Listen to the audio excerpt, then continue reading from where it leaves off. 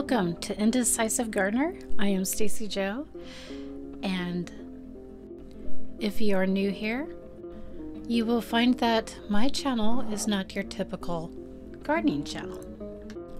It is mostly in vlog style and based on true life, my life. For those of you who are returning and have become one of my friends, welcome back.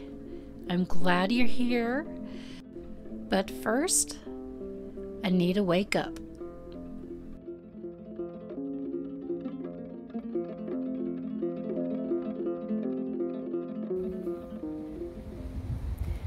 Okay, I'm putting this into the next video because, well, it's not gonna... Okay, I'm putting this into the next video just to get it out there for my husband, because I know you watch. This is what I need to be done on my honey-do list. I need you to remove the T-post and the cattle panel and reset it over here. Excuse the hose, but into this raised bed. And I need a second one done. A shorter one here. Or maybe not, because this is a pretty short bed and we do have tomato cages. They're the extra large kind. Okay, honey, don't run yet. There's more.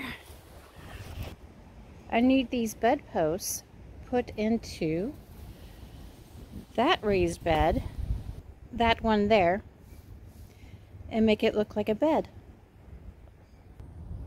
I think it would look really cute. And I know we talked about it last year, but it's time to do it now. Please. One more thing. Don't run yet. Over here. I've discussed this in another video. Remove this camellia. And maybe if you can't remove it, just saw it at the very bottom at the ground, and either plant the plum tree there, which I haven't bought yet, or plant right next to this azalea that is full of moss and not too happy right now. Right here, plant the plum tree. That way the azalea will have shade that it likes eventually, although it's a dwarf plum tree. Anyway, thank you, honey. That's my honey-do list. I really need it done to move on this year. Thank you. I've been watering these seedlings with bottled water. I'm just pouring it into the bottom of the tray. That way the water can wick up into the roots. Wasabi, arugula. Lots of them. Gonna definitely thin that out. This and this little guy. That little guy are cabbages. Wait, there's more. And now that it is officially March, I'm going to be sowing more seeds. Probably in the next couple of days, and the reason why I don't sow them sooner is because I always have to wait to put them out into the yard. The weather never cooperates for me. Then we have broccoli, and they're a little leggy because the light is a little too high up and needs to be closer to the seedlings. And I believe, yes, this is more cabbage. Gotta have that cabbage for my soups. That is chard, Swiss chard. It looks like we have one area, two of them, of asparagus. I've been trying to get into the habit of turning on the lights during the night because it's cheaper that way. But old habits die hard, and I'm having a hard time getting into the schedule. I just noticed that is artichoke. Exciting! While I'm here, I'm going to feed the fish. White minnows. They are easy to take care of because they are a cold water fish where you don't need a heater, and they take very little food, just a tiny pinch of bug bites. They are the perfect fish for any nano fish tank. They only get up to 1.5 inches. They live up to 5 to 7 years, and the bright orange one is the male.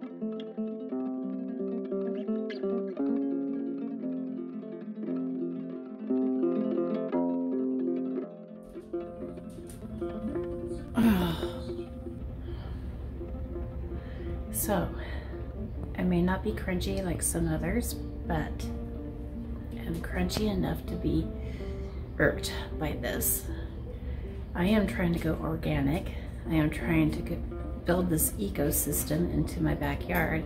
And when you live in the city, in the suburbs, or anywhere where there's people all around you, you're gonna have this problem. I wish people would wake up. So this is why every year I have problems, even though I go as organic as possible.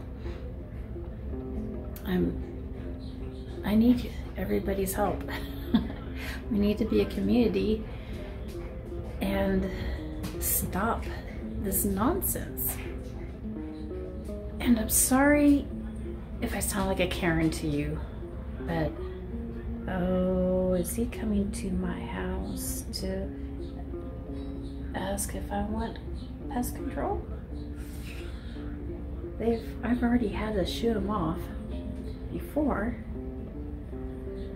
Told him there is no way, and I'm planning on getting bees again. Maybe that's why my bees keep running off, or I'm not sure what happens to them.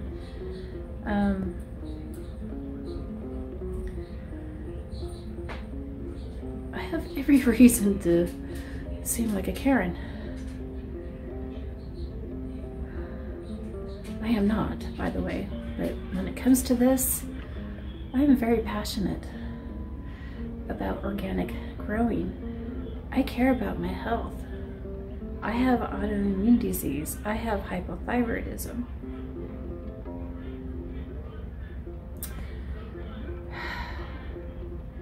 Yikes.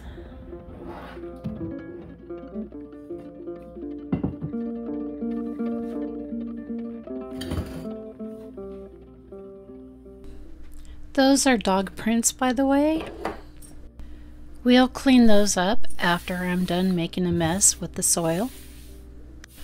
What we are going to do now is transplant my Christmas cactuses. I have 3 of them. They are still in their original pots and totally root bound. So, and hard as a rock. The soil is like a brick. I got to get them transplanted. So I bought this beautiful aqua color pot, and that's what I'm going to put them in. So I bought B1 for the transplant is to help with the shock. Years ago I transplanted a Christmas cactus and it did not make it, and I really don't want to end up killing these 3 also. Christmas cactuses need well-drained soil. So we're going to use a cactus mix. But I couldn't make up my mind, so I also bought some potting mix. We're going to mix them together.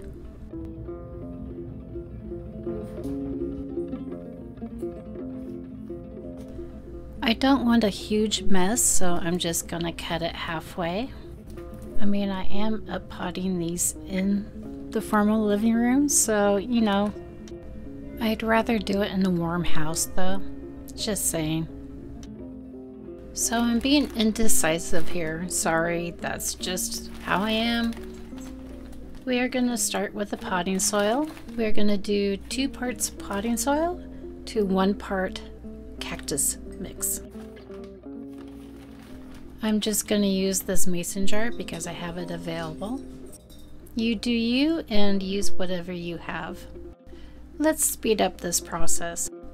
Again, it is 2 parts potting soil and 1 part cactus mix. We are going to mix the mixtures together, fluff it up, get the satisfaction of putting our hands in the soil. Oh, the delight of a gardener. Love it. Then we'll just pat it down and move on. I got this Christmas cactus from a former boss of mine in the year of 2020. It's extra special. I think it's a bit hydrophobic. I am a bit worried. Back or front? Definitely the front.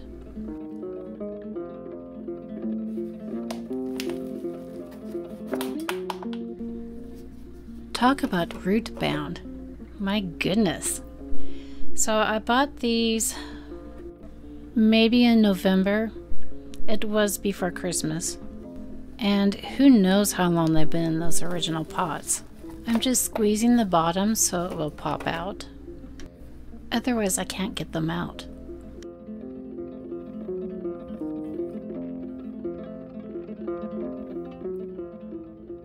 I've decided to add more soil, starting with potting mix, but now that I'm thinking about it, I should have only added more cactus mix. If I had vermiculite, I could have added that, but I don't. That would have helped it with drainage and aeration.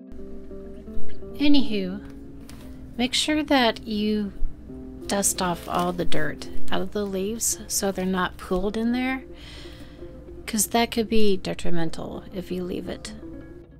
You want the plants to convert light into energy so they can grow, so don't cover them up. Outside, a plant has rain and wind to keep it clean, so indoors you're going to have to practice good hygiene. Try to keep the soil away from the base of the plant too, so it doesn't rot away.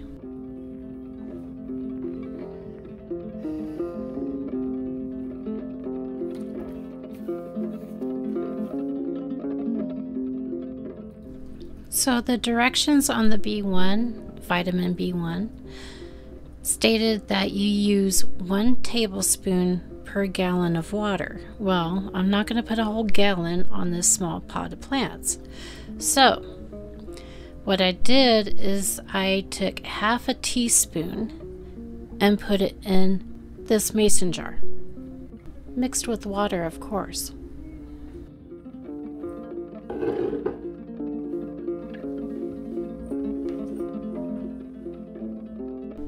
Ta-da!